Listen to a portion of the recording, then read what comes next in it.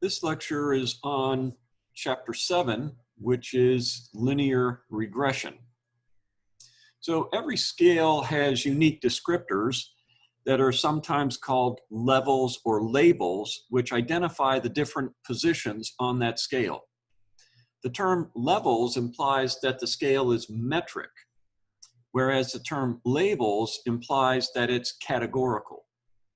The distinction is important in determining which statistical tool we will use to discover the relationship between two variables.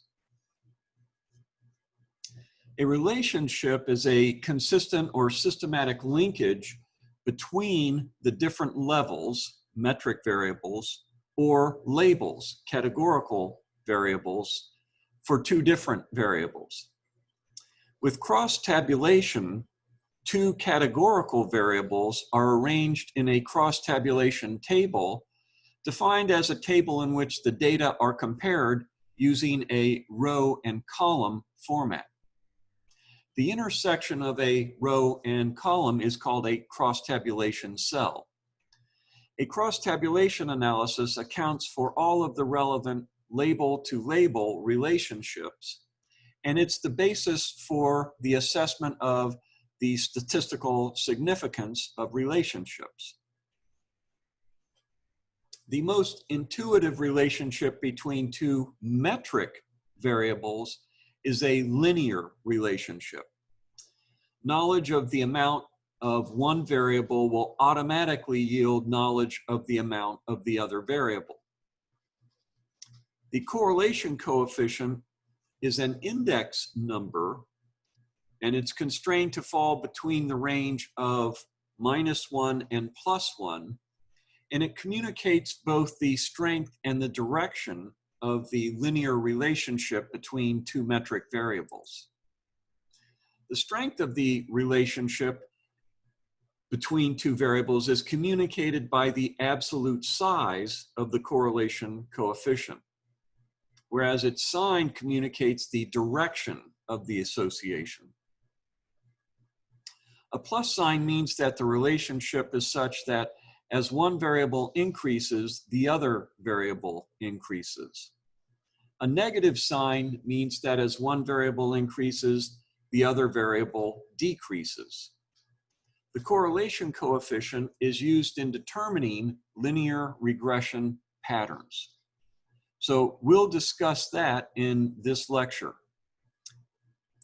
However, first, let's review the homework assignment case study at the end of chapter 5. So let me switch over to that. Okay, let's continue with our discussion of regression. So we have the concepts of dependent and independent variables. The independent variable is a predictor variable, and that's used to predict the value of the dependent variable. So once you have the value of the independent variable, you plug it into the equation, and that will give you an estimate for the dependent variable. That's the variable being predicted. A simple linear regression is a regression for which any one unit of change in the independent variable is assumed to result in the same change in a dependent variable. Multiple linear regression is a regression analysis involving two or more independent variables. So regression analysis is a predictive analysis technique in which variables are used to predict the level of another variable by use of the straight line formula y equals ax plus b. Bivariate regression analysis is a case in which only two variables are involved in the predictive model, and one is called dependent while the other is called independent. The dependent variable is the one that is predicted, and it is customarily termed y in the regression straight line equation. The independent variable is the one that is used to predict the dependent variable, and it's typically x in the regression formula. So let's delve into simple linear regression. So here's the model for simple linear regression. We have y, that's the dependent variable, the one being predicted, is going to equal to some intercept value, beta sub 0, plus the slope of the line for x, beta 1, times x. And x, of course, is the independent variable. The value of x is plugged into this equation, and as x changes, you'll get different values for y. And then we have an error term, epsilon, that's part of this equation also. So in the Butler trucking example, the population consists of all driving assignments that can be made by the company. For every driving assignment in the population, there's a value of X miles traveled and a corresponding value of Y travel time in hours. So let's take a look at that.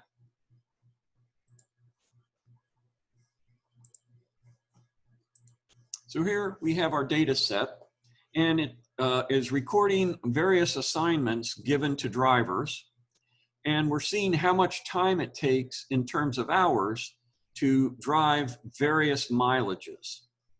So we have a dependent variable, time. We want to predict that. And we have an independent variable, miles, and we want to use miles to predict how long it will take to complete the route. So this is our data set, and this is the population of all driving assignments that can be made by the company.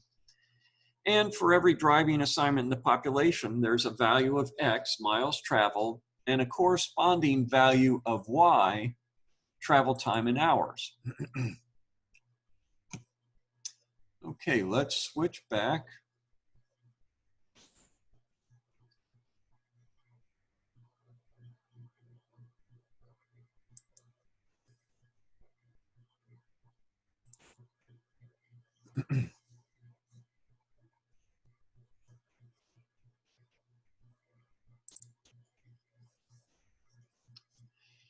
So the parameters, which are beta 0 and beta 1, are not known. And so we're going to estimate those based on the relationships we find in the data. And we'll do that by getting some sample statistics denoted by B sub 0 and B sub 1. And these are computed from the data that we have from our data set. And they become estimators for the population parameters, beta sub 0 and beta sub 1. So substituting the value of the sample statistics, we obtain an estimated regression equation for our simple linear regression. And we see that here, y hat, the estimated value of y, the dependent variable, equals to b0 plus b1 times x. So to estimate the mean or expected value of travel time for a driving assignment of 75 miles, Butler Trucking would substitute the value of 75 for x in that equation. And then they would tell the driver and crew, that's how long you're scheduled to work on this particular assignment.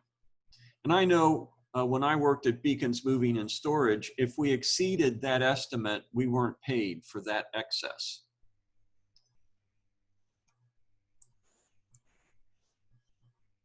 So let's look at this. Y hat is the of this equation. That y hat is the estimate for the value of y given a value of x. B sub 0 is the y-intercept, and B sub 1 is the slope of the line. And the slope of the line is any is the amount of change in y that we get from a unit change in x.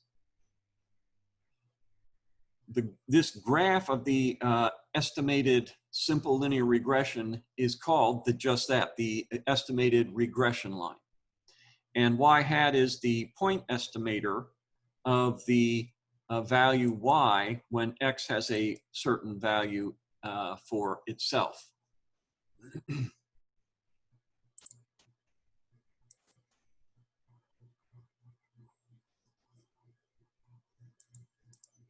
So here's the process we go through to do a regression. We have our sample data, and from the sample data, we're going to pick up a regression equation, and that will mean we get the value B0 and B1, the sample statistics. Once we have that, we have our estimated regression equation. B0 and B1 provide estimates of the population parameters, B sub 0 and B sub 1, and we can then substitute them into our regression model for the data. So looking at various possibilities, the regression line in panel A shows that the value of y is related positively to the value x, with larger values of y hat associated with larger values of x. In panel B, the value of y is related negatively to x. The smaller values of y hat, the estimate, are associated with larger values of y. And then in panel C, the value of y is not really related to x. X can change all at once, and we don't really see a change in y. So we use the least squares method as a procedure to use sample data to get the regression equation. And in our course, we won't do that extraction of the parameters, but Excel will. So we're going to use this least squares method to determine the values of B0 and B1. And again, B1 is the slope of the line, the estimated change in the value of x of y associated with a change in 1 unit of x. The y-intercept is the estimated value of the dependent variable y when the independent variable x is 0.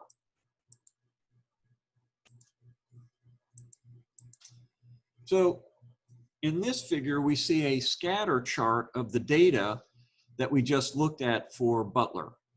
Miles traveled is shown on the horizontal axis, and travel time in hours is shown on the vertical axis. The longer travel times appear to coincide with more miles traveled. The relationship between travel time and miles traveled also appears to be approximated by a straight line. So what we see here indeed is a positive linear relationship is indicated between x and y. So therefore, the simple linear regression model is chosen to represent that relationship.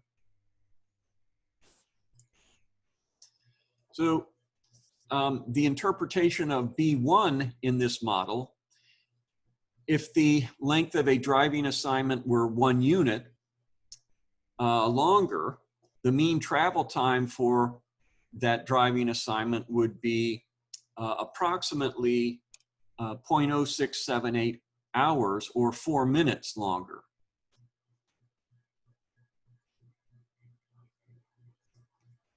And the interpretation of B0 is if the driving assignment for the crew was 0 units, the mean travel time would be 1.0 0.2739 units, or approximately 76 minutes. So we can interpret B1 and B0 as we would the y-intercept and slope of any line.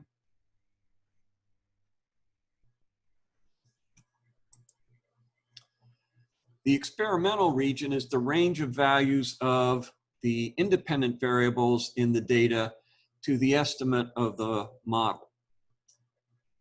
Extrapolation is where we try to predict outside of that range.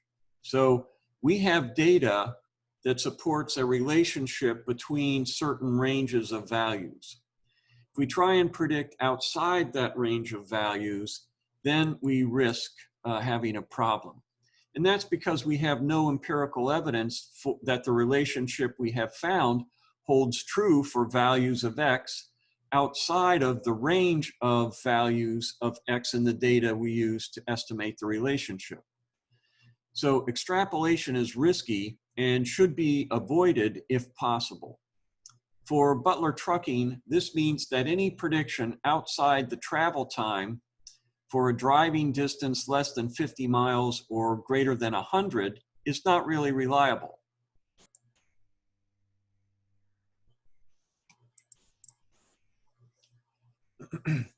So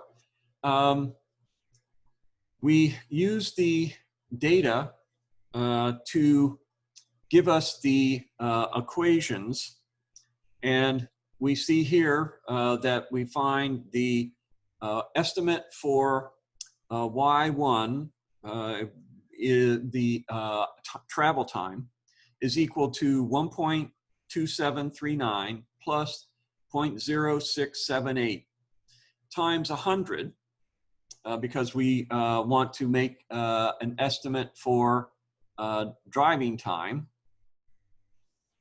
And we get from that the value 8.0539.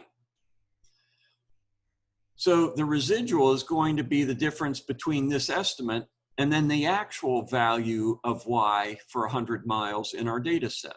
And we get a residual value from that. The simple linear regression model underestimated travel time for 100 miles by about 74 minutes.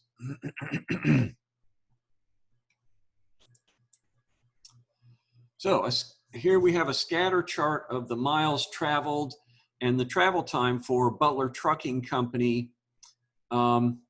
And we've got the regression equation on it. And we see the range of values that we can have.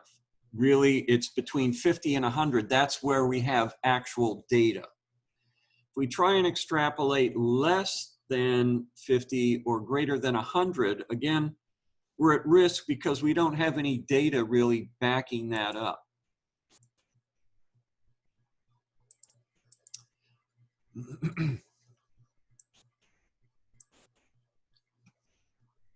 So we can use Excel's chart tools to compute the estimated regressions. And we're going to do it in two different ways. First, we'll start by just constructing a scatter chart. And then we'll add a trend line to that scatter chart. And then we'll put the estimated linear regression on that trend line. So let's see how we do that.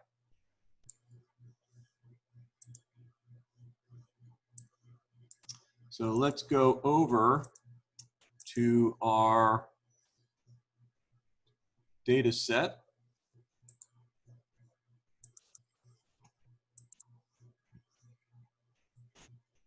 Okay, so here we have Butler's driving assignments, the mileage and associated time with each mileage assignment. So what we want to do is then find out the relationship and if it's a linear relationship. So one of the first things we'll do is visualize it. That'll give us a good insight into what's going on, and then we can make a determination if we think a linear trend line might be appropriate. So we'll highlight our data, miles and time. We'll come over to our scatter charts and put in a scatter chart. So this does look to be, I mean, not a perfect line, but it has a certain linearity about it. So let's go ahead and then add a trend line. So we'll select any point on the graph and right click. Down here we can add a trend line.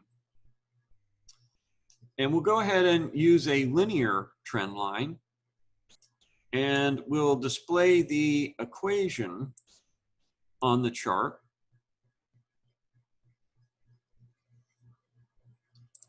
And so now we've got our trend line in there, and we also have our linear regression equation.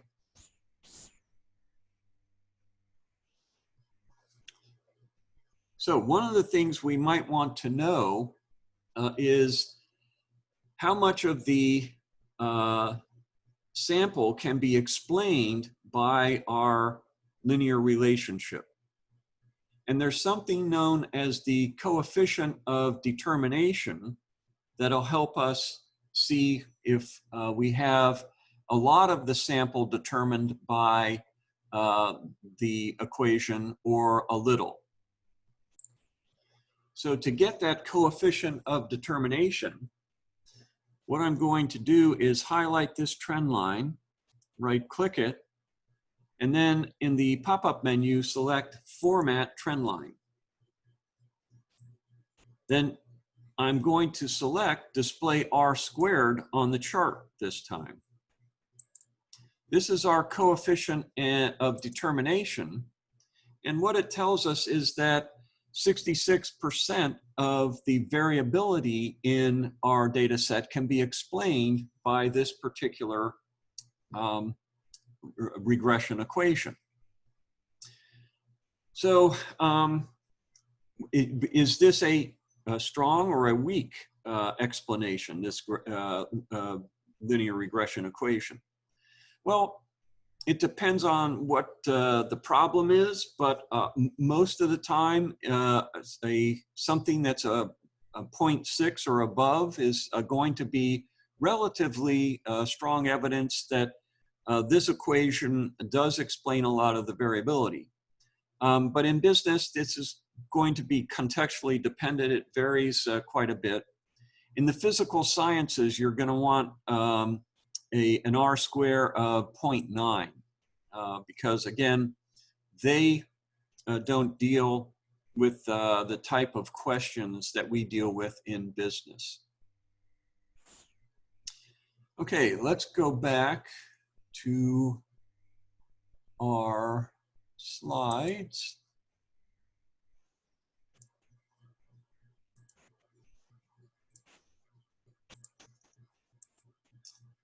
Okay, so we've looked at two variables, a dependent variable and one independent variable.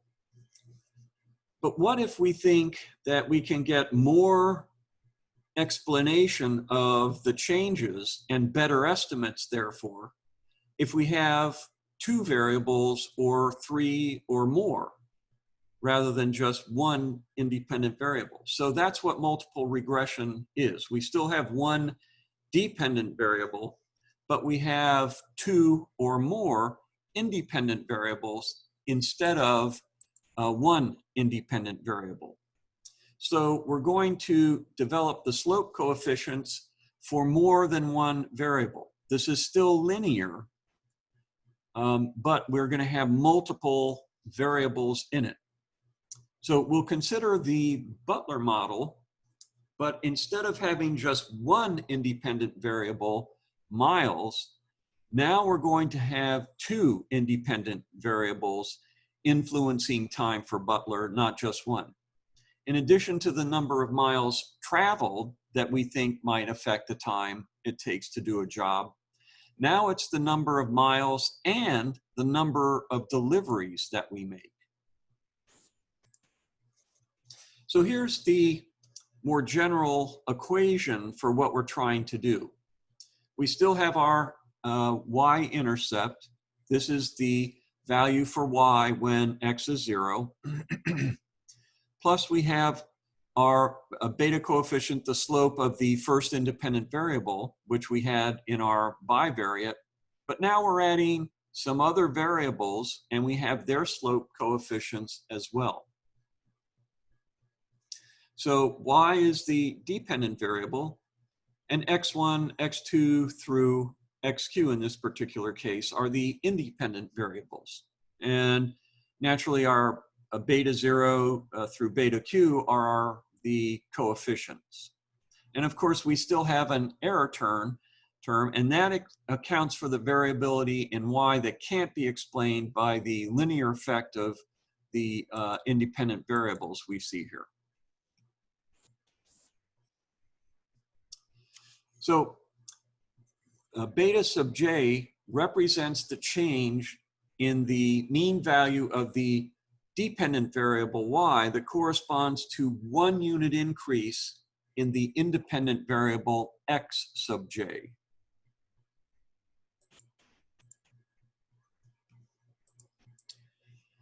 And of course, we go through the same process. We have to naturally collect data that gives us values for this second variable we're plugging into our process. But then once we have that, we're going to get an equation for estimating the value of y, estimating the time it takes to do our route. And that's going to be equal to B0, B1, B2, the point estimates for the real parameters, and the mean, the estimated value of y, given the values for x1 through xq. So let's take a look at how we do this in Excel. So I'll open that worksheet.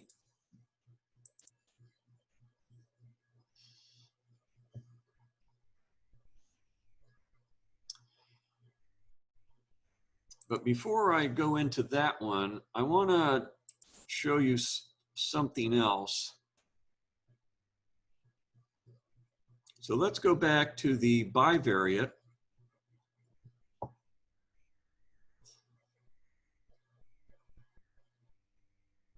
And what we'll do is, instead of using the scatter chart and then getting a trend line from that, I want to show you how we can use our data analysis toolkit to do this.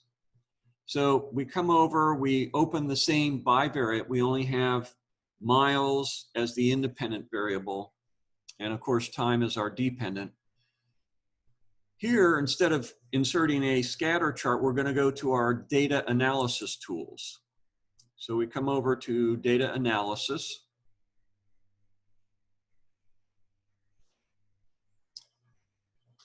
And we'll go down to regression, regression.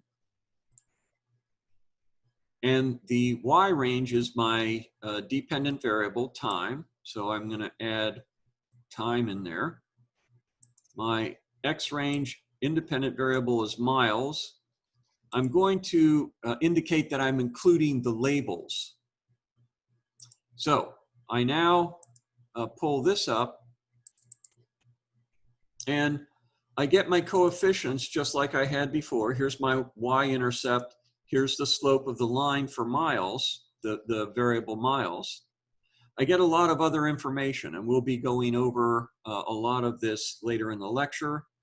I get my coefficient of determination, and that's going to be how much of the variability is determined by the a change in the value of our independent variable miles.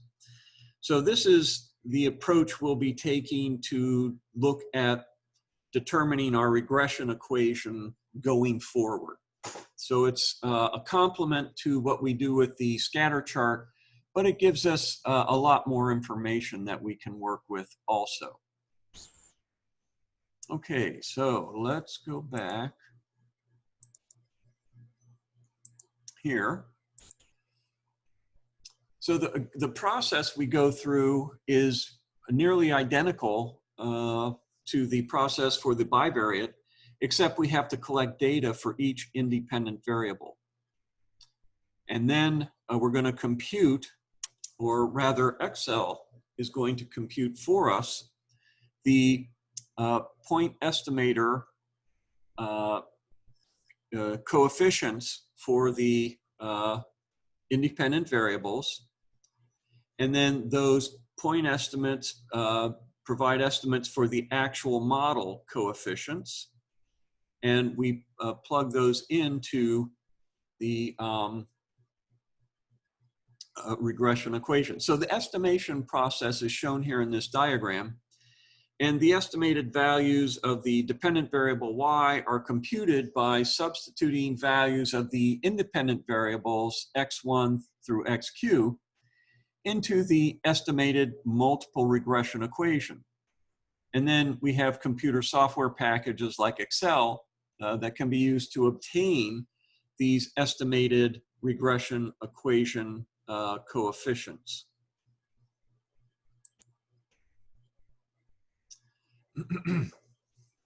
So here we have the original equation.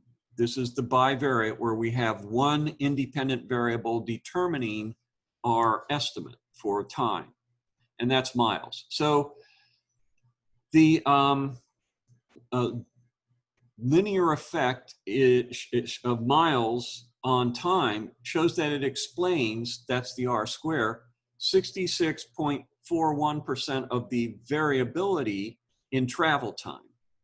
So this implies that 34% of the variability remains unexplained. So we might have managers that want better than this. They might say, well, you know, that's not accurate enough. We can't be dinging crews for taking too long if we can't really get a better estimate than this. So they want to have something else that gives them a higher R squared, or the ability to explain even more variability so that there's only a little bit of variability left, and they can actually throw that into the time that they allow their crews to run.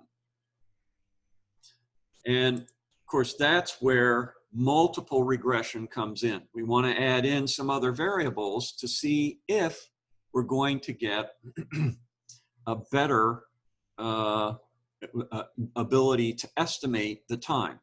In other words, we get less variability that is unexplained. And that's where R squared comes in. So now we're going to have our estimated travel time determined by x1, the distance traveled, and x2, the number of deliveries. So let's take a look at how that goes.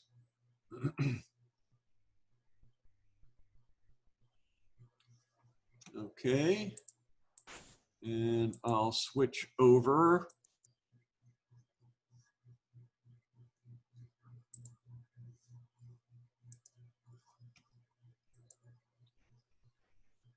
So here we have our data set that contains the additional variable number of deliveries. So now for each assignment, we can see not only how many miles the crew had, but how many deliveries they had to make along that route, as well as, of course, time, which is what we want to estimate for that particular, for a particular route that we want to assign. So this time, to do multiple regression analysis, we're going to use our data analysis tool pack. So I'm going to come up here to Data tab, go over to data analysis, go to regression, and I'm going to select D1 through D301 for my Y value. That's the travel time. Then I'm going to select B1 to C. Uh-oh, I forgot to change my text box. So let's start over, okay? I'm now up here, going to be D1 through D301. Now I changed my text box. Let's get rid of this stuff. Now I select my two independent variables, miles and deliveries. Control Shift down arrow is going to give me those. I am including my labels. I'm going to make my confidence level 99% this time. And we'll select a new worksheet. And residuals are the difference between our actual. Let's go ahead and open this up. So here we now get the y-intercept and then the slope for miles, but we also have a slope for deliveries. And our R square is now much higher. Then we see something called residuals. So residuals are the difference between our actual dependent variable value that's in the sample versus the predicted values for it based on the regression equation. So residuals can tell us if we have an underlying pattern in the data that affects our ability to use linear regression. So if the residuals plotted against the predicted value are random with a mean of 0, then we don't have to worry. But we need to get a residuals plot to do that. So what we'll do is let's redo our, we'll just say this is step 1. Now let's go back to our data and redo this. And this time we're going to ask for residuals also. So I come up to data analysis, regression, and I'll keep my same values here and here. Same confidence level, same labels, but this time I'm going to ask for residuals.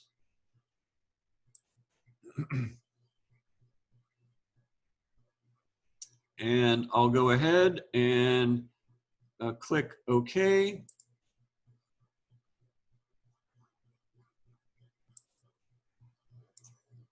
So now we've gotten some residual plots for deliveries and miles, and they seem to have a mean around 0.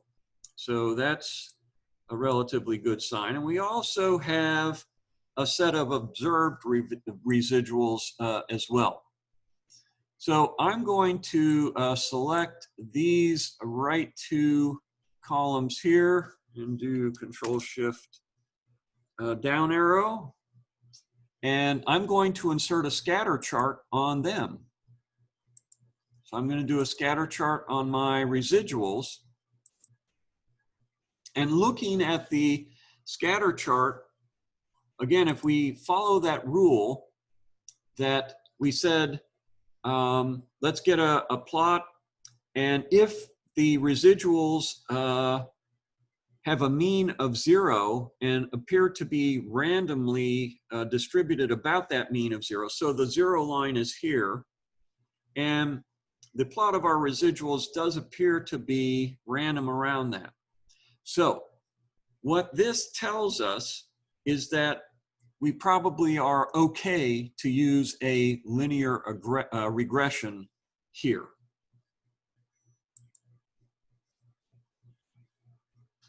Okay, so let's return here. And this is a good point to pause. So let's pause here.